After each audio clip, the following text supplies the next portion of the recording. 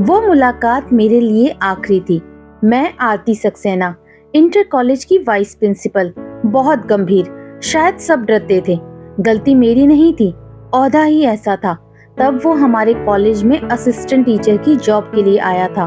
बहुत खुश मिजाज, बकबक मशीन, जहाँ पहुंच जाए बस हंगामा हो जाए। बहुत दिनों तक मैं उसे नजरअंदाज नहीं कर सकी। शरारतें, उसकी होठों पर मुस्कान ले ही आती थी। पूरा कॉलेज जैसे उसको जानने लगा था। नाम आनंद था उसका, और वो सच में सबको आनंदित कर देता था। पता नहीं कब, लेकिन वो मुझे कुछ तो अच्छा लगने लगा था। अक्सर वो सब टीचर्स के साथ मुझे कैंपस में घूमता हुआ या किसी से बात करता हुआ खिड़की से दिख जाता था। कभी नजर मिलती तो वो सिर को झुका देता, और मैं भी। औपचारिक बातचीत या कॉलेज को लेकर बातचीत, बस उसके अलावा कभी कोई बात नहीं हुई उससे। मैं चाहती भी नहीं थी, लेकिन मेरे चाहने से सब होता तो क्या बात होती। कॉलेज के कामों में व्यस्त एक दिन मैं बहुत लेट हो गई घर जाने में। समय काफी हो गया था। मैं जल्दी जल्दी अपना सामान समेट कर निकली तो सीढ़ी से उतरते वक्त मेरा पैर मुड़ गया। मैंने खड़े होने की कोशिश की, लेकिन नहीं हो पा रही थी। मैंने वॉचमैन को आवाज दी। वो आया तो उसने मुझसे पूछा, और मैंने उसे बताया कि मुझसे उठा नहीं जा रहा, शायद मोच आ गई है, एक ऑटो लेकर आओ। उसने मुझसे बोला कि आप यहीं रुकिए, मैं आनंद सर को बुला कर लाता हूँ। कॉलेज से मैं अभी नहीं जा पाऊंगा आपके साथ। मैंने उसे रोकना चाहा, लेकिन दर्द ने मुझे बोलने नहीं दिया। वॉचमैन आनंद को लेकर आ गया। आनंद ने मुझे सहारा दिया, लेकिन मैं फिर भी उठ नहीं पा रही थी। उसने वॉचमैन को बोलकर ऑटो मंगवाया और मुझे अपनी गोद में उठाकर ऑटो में बिठा दिया। वॉचमैन हैरानी से कभी मुझे तो कभी आनंद को देखने लगा। आनंद ने मुस्कुराकर उससे कहा, मैं इनको हॉस्पिटल लेकर जा रहा हूँ, तुम ऑफिस बंद कर देना।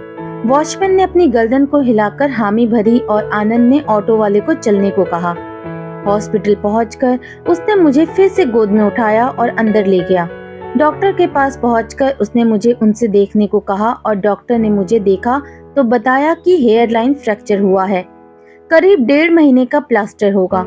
आनंद ने सब हॉस्पिटल के बिल भरे, डॉक्टर से परहेज पूछा और प्लास्टर लगवाकर घर लेकर आ गया। मैं अकेली ही रहती थी।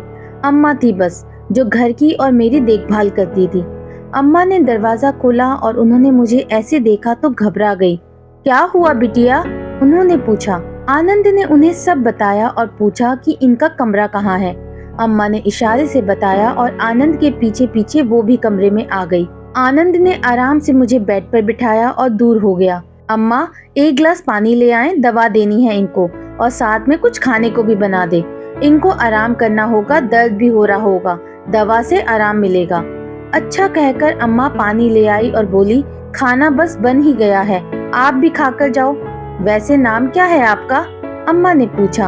आनंद, उसने मुस्कुराकर कहा। आप बैठो यहीं, हम यहीं लगा देते हैं खाना भी। अब आप इतने प्यार से कह रही हैं तो ठीक है, वैसे भूख तो मुझे भी लगी है। ठीक है, आप बैठो, हम अभी आते हैं। आनंद खाना खाकर और अम्मा को डॉक्टर ने जो बताया वो बताकर चला गया। मेरा दर्द कम हुआ तो मुझे भी नींद आ गई। अगली सुबह मैं तैयार होकर नाश्ता कर रही थी, तभी डोरबेल बजी। अम्मा ने दरवाजा खोला तो मुझे आनंद की आवाज सुनाई दी। मैं हैरान थी कि ये सुबह सुबह यहाँ। अम्मा से वो हंसकर बात कर रहा था, और अम्मा भी उसकी बातों का जवाब बड़े प्यार से दे रही थी। Good morning. आनंद के कहने पर मैं अपनी दुनिया से बाहर आई। मैंने मुस्कुराकर कहा, गुड मॉर्निंग आनंद, आप यहाँ सुबह सुबह कैसे? कोई काम था क्या? उसने कुर्सी खींचते हुए कहा। मैं अम्मा के हाथ से बना नाश्ता सूंघते हुए आ गया और जोर से हंसने लगा। मेरे चेहरे पे कोई भावना देखते हुए वो आगे बोला, अरे मैं आपकी तबीयत पूछने और आपको कॉलेज ले जाने आया हूँ। मैं हैरानी से उसकी तरफ देख रही थी। मैंने बोला, मैं ठीक हूँ और मैं खुद जा सकती हूँ कॉलेज। तभी अम्मा बोल पड़ी, आनंद बाबू, ई देखो, अभी सारा काम इनका हमने करके दिया है और ये कह रही हैं हम चले जाएंगे कॉलेज। अरे एक दिन की छुट्टी ले लो। लेकिन नहीं, ये तो सुनती ही नहीं है ना किसी की। अच्छा किया जो आप आ गए, वरना हमको तो डर ही लग रहा था कि कैसे जाएंगी ये। अम्मा मैं ठीक हूँ, मैंने बोला। ये सुनकर आनंद बोला, अम्मा अब बिल्कुल भी फिक्र ना करे, मैं रहूंगा ना इनके साथ पूरे दिन, और घर से ले जाने और घर वापस लाने की जिम्मेदारी मेरी। ये हो क्या रहा है? मैं दोनों की तरफ देख रही थी। तभी आनंद ने मेरी तरफ देखकर पूछा, नाश्ता कर लिया हो आपने तो चले हम? अम्मा इनकी दवाई तो ले आना। अम्मा दवा के साथ साथ मेरी गाड़ी की चाबी देते हुए आनंद से बोली, ई लियो, साथ ही रहना बिटिया के। आनंद ने मुस्कुराकर हाँ में सर हिलाया। आनंद ने अपना हाथ मेरी तरफ बढ़ाया। मैंने सांस भरी और अपना हाथ उसकी तरफ बढ़ा दिया। गाड़ी में बैठकर हम दोनों कॉलेज की तरफ निकल पड़े। रास्ते में मैंने कोई बात नहीं की, ना ही आनंद ने। स्कूल पहुंची तो सारा स्टाफ बाहर ही खड़ा था। आनंद ने सहारा देकर मुझे गाड़ी से नीचे उतारा और मेरा हाथ नहीं छोड़ा। सब लोग मेरा हाल पूछने आए। मैंने बताया 1.5 महीने का प्लास्टर है तो सब थोड़ा परेशान हो गए और अपनी तरफ से राय देने लगे। मैं मुस्कुराकर सभी बात सुन रही थी। तभी बेल रिंग हुई और सब अपने अपनी क्लास में जाने लगे। आनंद की भी क्लास थी। उसने पियोन को बुलाकर बोला, मैडम को कोई भी परेशानी हो तो मुझे बुला लेना। पियोन ने सर हिलाकर हाँ बोला। आनंद के जाने के बाद मैं सोच में पड़ गई कि ये क्या हुआ है। पियोन मुझे देख रहा था। मेरे गंभीर मिजाज की वजह से वो भी हैरान था कि आनंद ये क्या कहकर चले गए। सारा दिन काम में बीत गया। आनंद समय पर मुझे दवा खिलाने और फ्री होने और मेरी तबीयत पूछने आया। 4 बजे जब मेरा कॉलेज से निकलने का टाइम हुआ तो वो मुस्कुराता हुआ आया और मुझे उसके साथ ही घर तक ले गया। अब तो ये रोज का हो गया। आनंद सुबह आता और शाम को मुझे घर पहुंचाकर ही अपने घर जाता। अम्मा से उसकी अच्छी बनने लगी थी। वो आता तो अम्मा खाने के लिए रोक ही लेती थी। 15 दिन हो गए थे। मेरा पैर अब कुछ ठीक था। इस बीच अम्मा की बात आनंद से कुछ ज्यादा ही होने लगी थी। अम्मा को भी उसका इंतजार रहने लगा और शायद मुझे भी। उसके आने की आहट से मेरा चेहरा खिल जाता था। कुछ नजदीकियां सी होने लगी थी। मेरे स्वभाव में कुछ तो अंतर आने लगा था। ये बात मैं महसूस कर रही थी। कॉलेज के टीचर्स से अब मैं थोड़ा नरमी से बात करने लगी थी। आनंद ने इस बीच मेरा बहुत ध्यान रखा। वो समय समय पर डॉक्टर से खुद ही बात कर लेता था। ऐसे ही 1.5 महीना हो गया। आज मुझे प्लास्टर कटवाने जाना था। हमने डॉक्टर को बोलकर संडे को अपॉइंटमेंट लिया था। आनंद ठीक समय पर मुझे लेने आ गया। डॉक्टर के यहाँ प्लास्टर कटवाकर और उनसे बात करके वो मुझे घर लेकर आ गया। घर आए तो अम्मा ने मुझे पकड़कर आहिस्ता से बिठाया। आनंद ने अम्मा को बताया कि अब ये ठीक है। अम्मा ने कहा, आप बैठो, हम चाय बनाकर लाते हैं और आज तो छुट्टी है, खाना खा कर जाना। आनंद ने हंसकर कहा, आपने कब मुझे खाना खाए बिना जाने दिया है? मैं हूँ अभी, आप बना दे खाना। वैसे आप मेरी आदत बिगाड़ रही हैं अम्मा। अब तो मैम ठीक है और कोई बहाना भी नहीं है। अब मैं रोज आया भी नहीं करूँगा। ये कहकर उसने मेरी तरफ देखा। उसकी इस बात पर कि अब तो कोई बहाना भी नहीं है, मेरा दिल एक धड़कन चूक गया।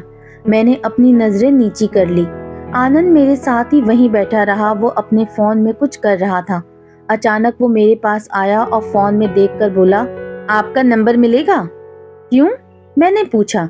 आनंद ने कहा, अब तो मैं आऊंगा नहीं यहाँ और कॉलेज में तो आपसे बात हो नहीं पाएगी। यूं ही कभी मन किया तो आपसे बात करने के लिए इतना तो हक रखता हूँ ना मैं। मैंने उसका फोन हाथ में लिया और अपना नंबर उसके फोन में सेव कर दिया। उसने मुस्कुराकर नंबर डायल किया तो मेरे फोन में रिंग हुई। उसने कहा, मेरा नंबर आप तो मांगेंगी नहीं, और क्या पता मैं फोन करूं और आप अननोन समझकर कॉल पिक ना करें, बस इसीलिए आप सेव कर ले मेरा नंबर। मैंने उसका नंबर सेव कर लिया। दोपहर का खाना खाकर आनंद चला गया। उसके जाने के बाद अम्मा ने मुझे हाथ पकड़कर बिठाया और बोली, आनंद बाबू बहुत अच्छे हैं, तुम्हारा बहुत ख्याल रखा उन्होंने। हमको लगता है कि ये तुम्हारे लिए बिल्कुल सही है। तुम अम्मा क्या बोले जा रही हैं आप? देखो बिटिया, इन बूढ़ी हो गई आंखों को इतनी परख तो है ही। इतना कोई यूं ही नहीं करता। और देखा हमने आनंद बाबू की आंखों में तुम्हारे लिए। अम्मा, वो सिर्फ 24 साल का है और उसकी आदत है सबका ख्याल रखना, सबसे हंसकर बात करना। ये मेरे लिए है ऐसा कुछ नहीं है। तो क्या हुआ अगर आनंद बाबू छोटे हैं तुमसे? समझदारी का उम्र से कोई लेना देना नहीं होता है। और इतने दिनों में हमें समझ आ गया कि आनंद बाबू बहुत अच्छे इंसान हैं, तुम्हारा साथ देंगे। तुम आगे तो बढ़ो। और तुम ही तो कहती हो ना कि जमाना बदल रहा है, तो क्या फर्क पड़ता है? अम्मा बस करें, मुझे आपकी कोई बात नहीं सुननी। थक गई हूँ, मैं सोने जा रही हूँ। अपने कमरे में आकर मैं बेड पर बैठकर सोचने लगी। मेरा दिल अम्मा की बातों को मान रहा था, लेकिन दिमाग नहीं। मैं कपड़े बदलकर सोने के लिए जा रही थी कि व्हाट्सएप पर आनंद का मैसेज आया। हाय, रीच्ड होम। मैंने एक नजर मैसेज को देखा, फोन को साइड टेबल पर उल्टा करके रखा और आंखें बंद करके लेट गई। मेरी आंखों के सामने आनंद के साथ बिताए पल वीडियो की तरह चल रहे थे। फिर पता नहीं कब मुझे नींद आ गई।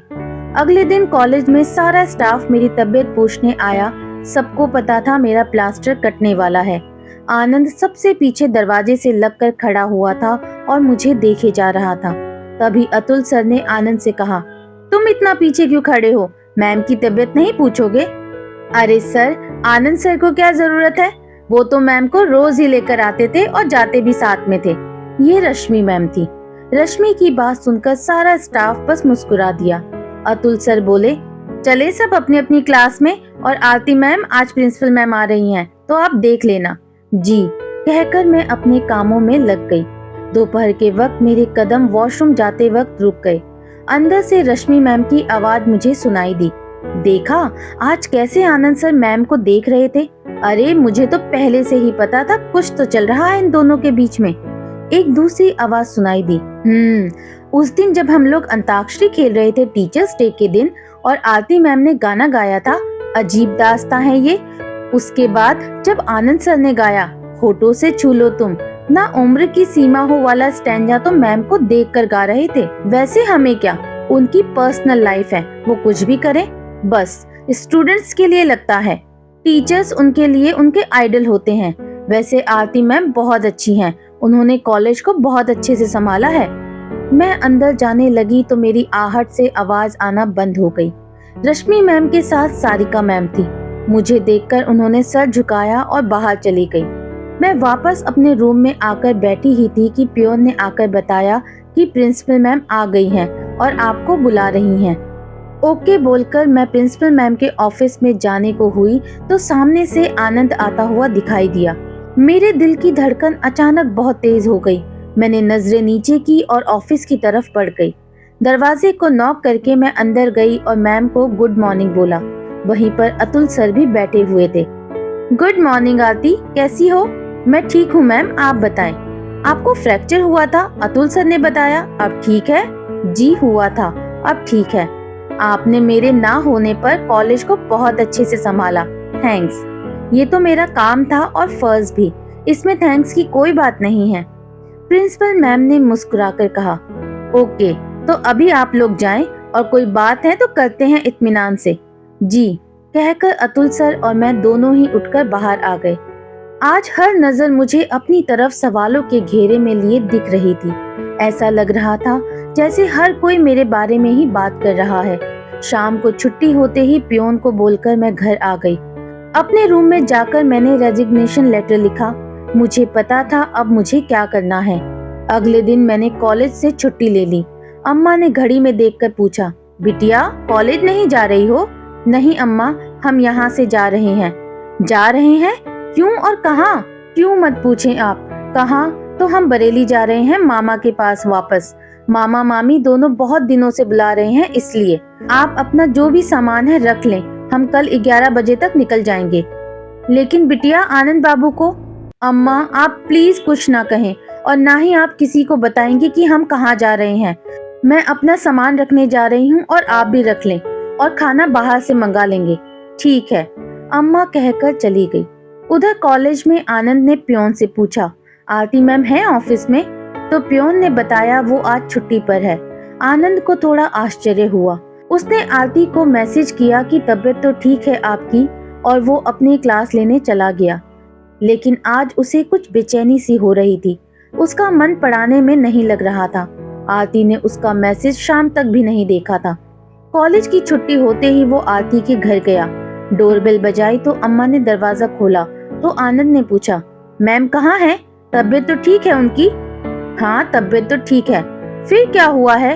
पता नहीं, अम्मा ने कहा। मैं मिल सकता हूँ? हाँ जाएं मिल लें, वो अपने कमरे में ही हैं। रूम के बाहर से आनंद ने नॉक किया। अम्मा क्या हुआ? मैंने पूछा। मैं हूँ आनंद, क्या मैं अंदर आ सकता हूँ? आनंद की आवाज सुनकर मेरा दिल फिर जोर से धड़का। मैंने दरवाजा खोला। आनंद ने अंदर आकर दरवाजा बंद किया। ये क्या कर रहे हैं आप आनंद? वो तो आपको बताना है कि आप ये क्या कर रही हैं। और ये क्या, सामान क्यों पैक कर रही हैं? आना पड़ा मुझे क्योंकि आपने मेरे एक भी मैसेज का जवाब नहीं दिया। जान सकता हूँ क्यों और कहाँ जा रही हैं आप? ये कहते हुए वो मेरी तरफ आ रहा था और मैं पीछे की तरफ जा रही थी। आनंद, हाँ बोलो ना आप, मैं सुनने ही तो आया हूँ। आपसे मतलब मैं कहाँ जा रही हूँ और क्यों? मुझे आपसे कुछ बताने की जरूरत नहीं है। आरती, आनंद जोर से बोला। पहली बार आनंद ने मेरा नाम लिया। मैं हैरानी से उसकी तरफ देख रही थी। बस बहुत हुआ। आज जो मैं इतने दिनों से महसूस कर रहा हूँ वो बताने जा रहा हूँ और मुझे पता है आप भी वही महसूस कर रही हो। चुप हो जाएं आनंद आप और जाए यहाँ से। नहीं, आज नहीं, मैं अपनी बात कहे बिना जाऊंगा नहीं। ऐसा कहकर उसने मेरा हाथ पकड़कर अपनी तरफ खींचा। मैं उसके सीने से जा लगी। कुछ सुनाई दिया? उसने पूछा। सुनो मेरे दिल की धड़कन को जो आपके पास आने से कितनी बढ़ जाती है। करो आप महसूस, मैं आपसे प्यार करता हूँ। ये कब हुआ, कैसे हुआ मुझे नहीं पता, लेकिन ये सच है। मुझे पहले भी लगा कि ये सिर्फ आकर्षण है, लेकिन नहीं, ये मोहब्बत है जो मुझे आपसे हुई है। आपके आसपास रहने से मुझे खुशी मिलती है, सब कुछ अच्छा लगता है। आपसे बात करने में दिल को सुकून मिलता है। आपके साथ रहना मुझे अच्छा लगता है। आपसे दूर होता हूँ तो एक बेचैनी सी होती है। मैं आनंद के सीने से लगी हुई उसकी धड़कनों को महसूस कर रही थी। मैं शांत थी। एक अजीब सा सुकून मुझे उसकी बाहों में मिल रहा था। आशा करती हूँ दोस्तों, कहानी का ये पहला भाग आपको पसंद आया होगा। अगर आपको इस कहानी का पहला भाग पसंद आया है तो मुझे कमेंट बॉक्स में जरूर से बताएं। मैं आपके कमेंट का इंतजार करूंगी। मेरे चैनल को लाइक, शेयर एंड सब्सक्राइब करें। बेल आइकन दबाना बिल्कुल भी ना भूलें। बहुत जल्द मिलती हूँ मैं आपसे इस कहानी के अगले भाग में। तब तक के लिए बाय बाय।